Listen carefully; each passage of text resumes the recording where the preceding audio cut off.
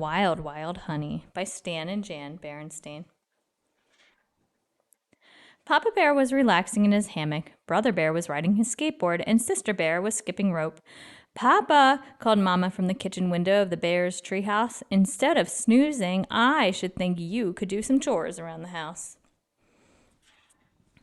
But Papa wasn't snoozing. He was deep in thought, thinking about his favorite thing, honey, especially the wild, wild honey in the gnarled old bee tree deep in the dark forest.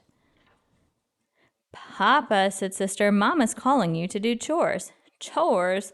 What kind of chores?" asked Papa. "Take your choice," said Mama. "There's a broken step, some loose bark, and all the faucets in the house drip." "Of course, my dear, I'll take care of it. You can count on me."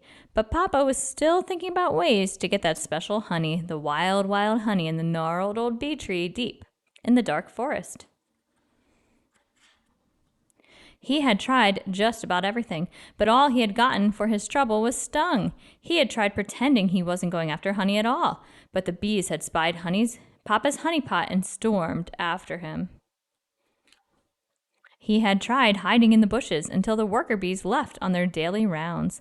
Then he tried to break into the bee tree with tooth and claw, but that hadn't worked either. The queen bee had heard the commotion and called the workers home. Once more, Papa had been foiled. "Well, I'd better get to work on those faucets," said Papa, getting out of his hammock. "Wait a minute, I've got it. What an idea! The perfect way to get that wild, wild honey, quiet, easy, and safe."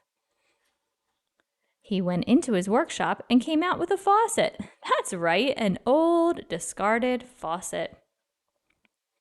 He shined it up and oiled it so that it was working properly. "What are you going to do?" asked Brother. "It's very simple. I'm going to drill a hole in the base of the bee tree and install the faucet. Then, whenever I'm in the mood for honey, I'll just turn on the faucet and fill my pot with that delicious wild, wild honey."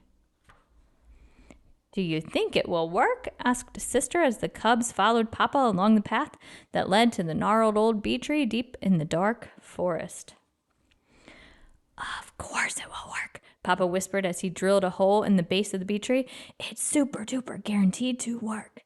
It began to look as if Papa was right. He worked quietly so as not to alert the queen bee or any of her subjects. Indeed, there wasn't a bee in sight. Soon Papa's invention was ready.